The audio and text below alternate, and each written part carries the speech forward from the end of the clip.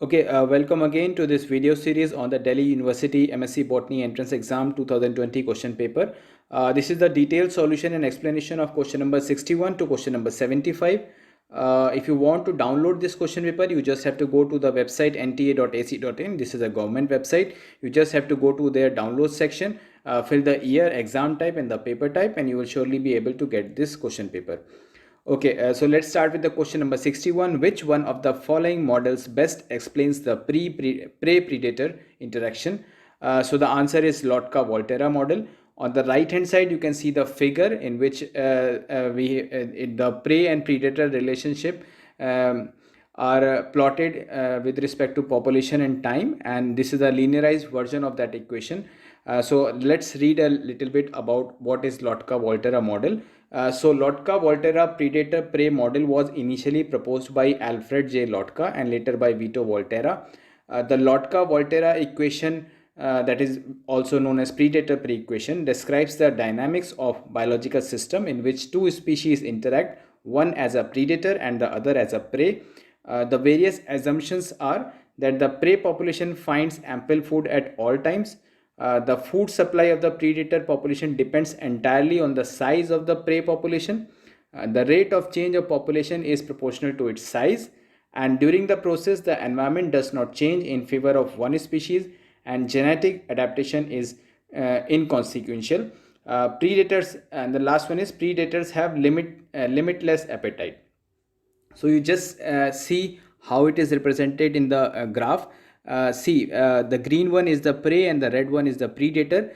So the green wave you are seeing when when the predator, that is the red wave, is downside, that it is less, the population of predator is less, the population of prey goes on increasing, and at certain time, because of the availability of a lot of prey, the predator population starts increasing, and due to increase of predator population, again the prey population starts declining, and this process goes on. So this is a linearized version of what prey predator interaction is represented by the Lotka-Volterra model. So coming to the next question, the most commonly cited definition for sustainable development was given by. See, this question has been repeated several times in the Delhi University MSc Botany entrance exam, and this is asked by several ways. Like sometimes they will ask you what is Brundtland Commission, sometimes they will ask you what is the full form of WCED, then they will ask you when was WCED established, and finally today they are asking about the goal of WCED. So the most commonly cited definition for sustainable development was given by WCED, which stands for World Commission on Environment and Development. Let's read a little bit upon this. So the World Commission on Environment and Development was established by the General Assembly in its resolution 38 by 161 of 19 December 1983. The date is important, you have to remember this. It was also called the Brundtland Commission, officially dissolved in 1987 after releasing this document called Our Common Future, also known as Brundtland Report. The document popularized the term sustainable development. Next question, permafrost is present in which one of the following terrestrial biomes? So the answer is tundra. Permafrost is permanent frost condition. So obviously you will find that kind of permanent frost condition in tundra only. Permafrost is any type of ground from soil to sediment to rock that has been frozen continuously for a minimum of 2 years and as many as hundreds of thousands of years. It can extend down beneath the earth's surface from a few feet to more than a mile, covering entire regions such as the Arctic tundra or a single isolated spot such as mountain top of the alpine permafrost. Next question, the effective date for applying the principle 3, that is which is also known as principle of priority or priority of publication of nomenclature is. So the answer is 1st May 1753. It is just direct a cramming type of question. I'll just read a little bit on this. So the nomenclature of a taxonomic group is based upon the priority of publication. The rule of priority means that the earliest applicable properly published name is the correct one. Priority extends back to 1st May 1753 for most plants. The publication date for Linnaeus, which was actually the publication date for Linnaeus Species Plantarum. So the Linnaeus has published his book, The Species Plantarum, on the same date. So principle of priority also dates back, that effective date for applying the principle of priority also is actually considered on the same date, the 1st May 1753. See, there are various principle in this ICBN, that is International Code of Botanical Nomenclature. You just go through those principle because in the syllabus of BSc Botany undergraduate syllabus, those principles are there. So that may be asked in the exams also. So just just Google the principle of ICBN. You will get all these principles. This is the principle number 3, priority of publication. Next question, the hypothesis that Southeast Asian region including Northeast India served as the cradle of angiosperm was given by, the answer is Armen Takhtajan. So the primitive families are found in those regions which are very old in geological time scale. The older phytogeographical regions of India are Assam, Northeast India, Deccan Peninsula, etc. These regions are more or less identical in age with Sri Lanka, Southwest China and Malaya Peninsula. Northeast India has similar floral diversity as Myanmar, Southwest China and Malaya Peninsula. Thus we consider India as a reserve house of primitive flowering plants, and because of this, Armen Takhtajan designated this region as the cradle of flowering plant, that is the angiosperm. Next question, gynoecial features such as bicarpillary syncarpus, bilocular superior ovary with axile placentation, oblique septum, swollen placenta, simple style and bilobed stigma are typical of. So these are the conditions for the gynoecium of Solanaceae. Like obviously Solanaceae, Brassicaceae, Euphorbiaceae, Lamiaceae, these are important families. Just go through the syllabus of BSc Botany honors of what you call the Delhi University syllabus, and not only the BSc Botany honors, the plant ecology and taxonomy syllabus of life science of BSc Life Science of Delhi University, and then there you just check how many families are given, and please read those family properly, because the question generally comes from the syllabus of these undergraduate courses of Delhi universities only. Like while coming to this question, we see that the Solanaceae characters are already given. We should let's now see the characters for the other families. The characters of Brassicaceae are that the flowers are actinomorphic, rarely zygomorphic, hermaphrodite, sepals 4 in 2 whorls of 2 each. Petals are 4, diagonally arranged. Cruciform, stamens are 6, tetradynamous. Gynoecium is bicarpillary, syncarpus, parietal placentation, bilocular due to formation of false septum, which is also known as rhapulum, and fruit is siliqua or silicula. Now Euphorbiaceae, there are 3 carpus, that is tricarpillary, syncarpus, the ovary is trilocular, superior, each locule contain 1 or 2 pendulous, anatropous ovule, and the placentation is axile.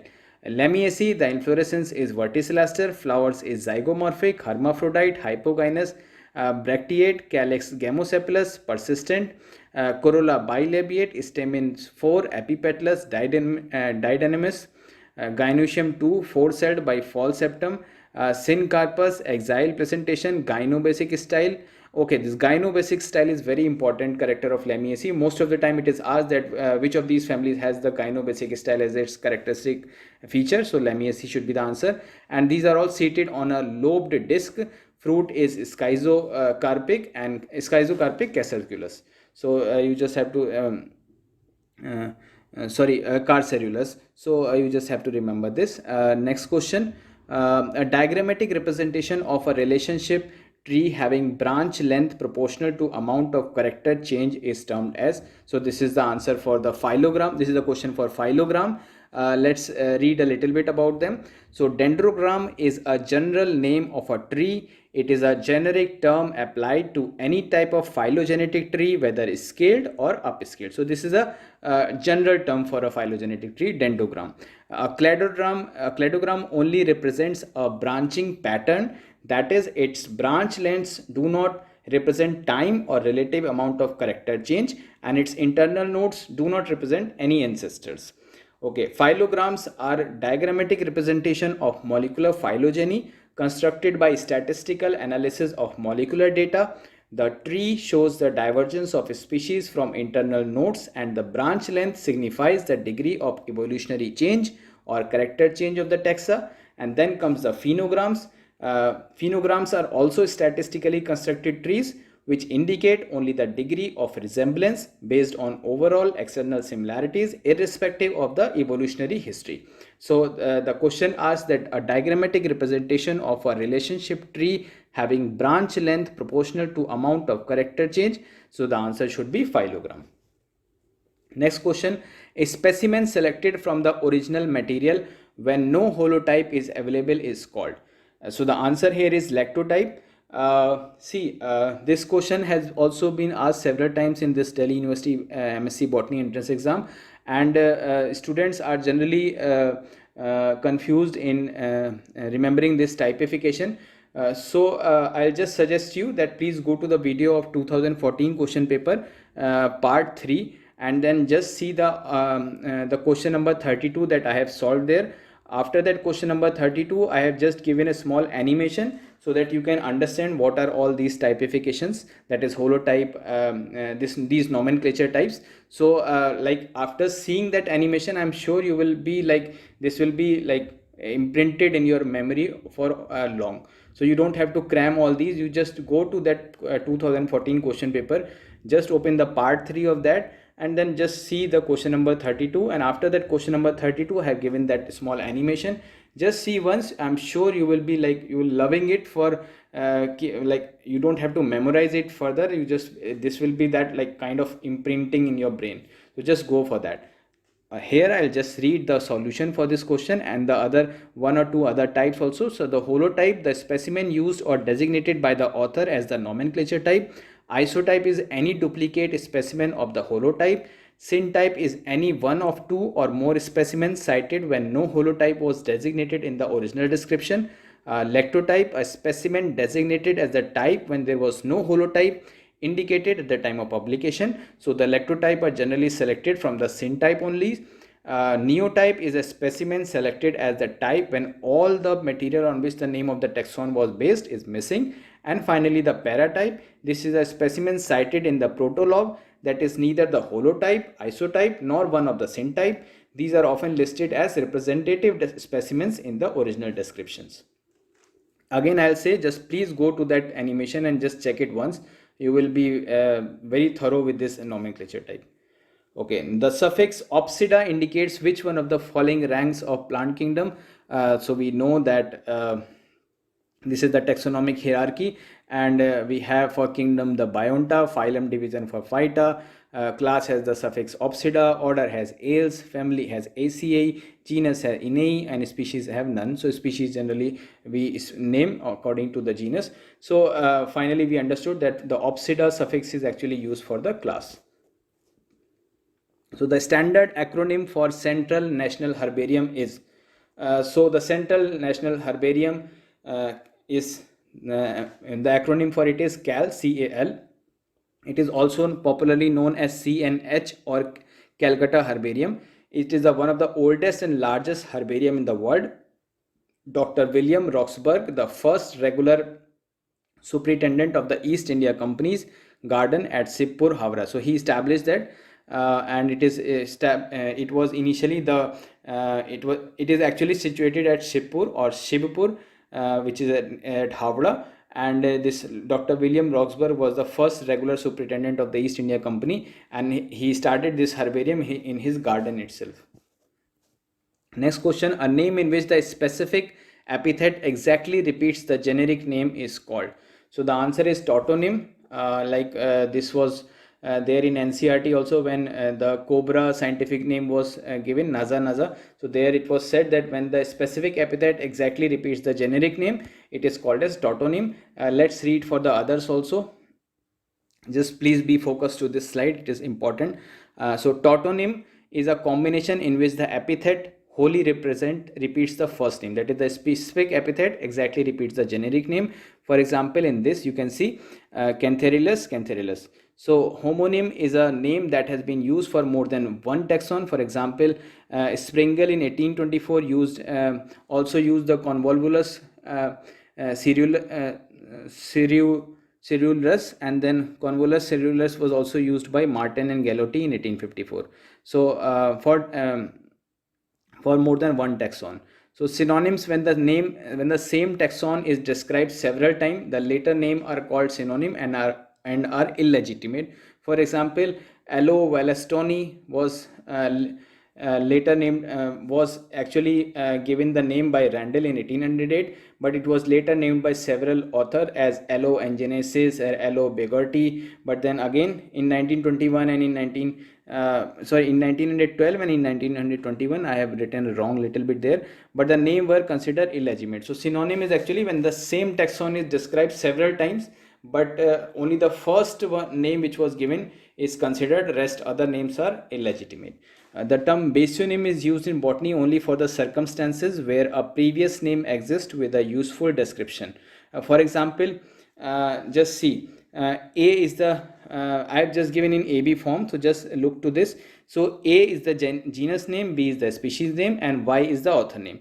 So in the next time a new author came, but then they have who is called X, and who has named the new species as CB. So the species is kept, the B is kept from the previous name, so that means a species name he retained, but he has given a new genus name C, and while the author name, the previous author name is now in bracket and new author name comes at the end, so X. So this type of naming is termed under, generally comes under the category of basionym. Okay, next, an ovule which becomes curved so that the nucellus and embryo sac lie at right angle to the funicle is so these are the types of the ovule. So the answer is hemitropous. Let's read a little bit about the types of ovule. There are generally 6 type of ovule, as you can see. So the orthotropous ovule, in the orthotropous ovule, I'll just explain, you just look to the diagram and just listen to me. So in the orthotropous ovule, the micropyle, chalaza and funicle are all in the straight line. This is the most primitive type of ovule, and for example, it is found in beetle, piper, polygonum, etc.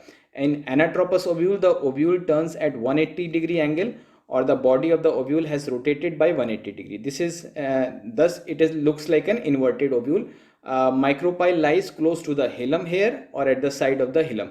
So, and this is the most common. It is present in around 82% of the angiosperm families. Then comes the amphitropous. In the amphitropous ovule, the curvature of ovule is more, and embryo sac becomes curved like a horseshoe shape. Example is like lamina, poppy, elisma.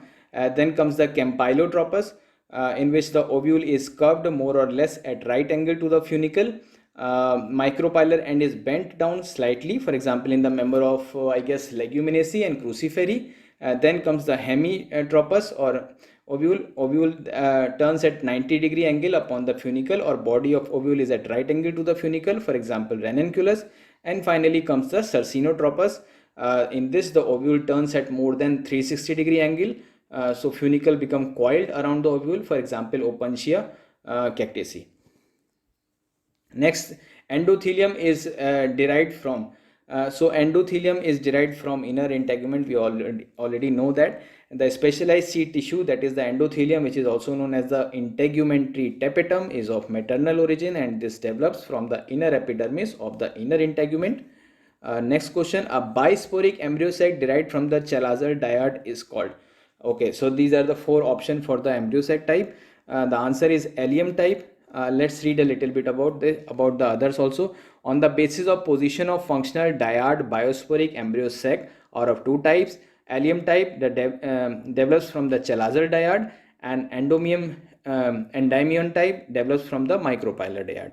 The adoxa and drusa are tetrasporic embryo sac type with no nuclear fusion. In the adoxa type, it has 8 nuclei which are formed by the mitotic division of the 4 haploid nuclei of the cynomagaspore. And in drusa type has 16 nucleate embryo sac with a large number of antipodals. Out of this, 3 nuclei form egg apparatus, 2 act as a polar nuclei, and the remaining 11 nuclei are cut off by membrane and forms the antipodal cells.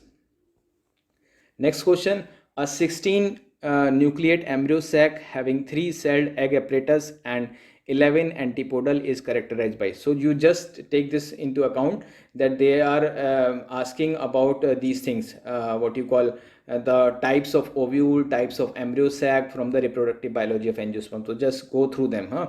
So the question here says that a 16 nucleate embryo sac having 3-celled egg apparatus and 11 antipodal is characterized as. So the answer is Drusa type. We just in the previous slide we already have read about the Drusa type, but let's see the other types also. We will also discuss the Drusa type also here. So this is the photograph of all these 4 options: the Plumbago, Drusa, Peperomia type and Plumbagella type. Just look towards the figure and I will explain. So let's first see towards the Plumbago type. So this type of embryo sac is characterized by the absence of synergids and antipodals. Out of the 4 haploid cynommegaspore, 1 migrate to the micropylar end, 1 at the chalazal end and 2 at the lateral side. Then each nuclei divides again and formed 4 group of 2 nuclei, and then one of the nucleus from each group moves to the center of the cell and forms 4 polar nuclei, and the remaining nucleus at the micropylar is cut off by a membrane and form the egg. There are no synergid at all, and the other 3 nuclei usually disappear, but occasionally they too may be cut off by membranes and appear as accessory axils. For example, Plumbaginaceae family. Then let's see the Drusa type. So in Drusa type, 16 nucleate embryo sac is formed. This type of embryo sac is characterized by large number of antipodals. In the mature embryo sac, 3 nuclei form egg apparatus, 2 act as a polar nuclei, and the remaining 11 nuclei are cut off by membrane and forms the antipodal cells. The number and organization of nuclei may vary due to irregularity in the division, of course. And for example, Drusa, Rubia, Chrysanthemum, Ulmus, you will find that. Then comes this Peperomia type. So the egg apparatus of Peperomia type is characterized by a single synergid. The 4 haploid nuclei of cynommegaspore undergo 2 successive mitotic divisions forming 16 nuclei. 2 nuclei at the micropylar end form egg and a synergid. 8 fuse in the center of the cell to form a polar nucleus, and the remaining 6 at the chalazal end forms the antipodal. And this type of embryo sac is generally found in Peperomia and Gunera. Then comes our Plumbagella type. So the initial development is similar to, I have not explained the Fritillaria type here, but generally it shows a very good similarity in its initial development with the Fritillaria type. And a triploid nucleus is formed at the chalazal end and a haploid at the micropylar end. Each of these nuclei undergo a single mitotic division and form 2 groups of 2 nuclei each, and then 1 triploid nuclei from chalazal end and 1 from the haploid nucleus from the micropylar end fuse at the center and forms the tetraploid polar nucleus, and 1 haploid nucleus at the micropylar end forms the egg, and 1 triploid nucleus at the chalazal end the single antipodal. There is no synergid again in the Plumbagella type also.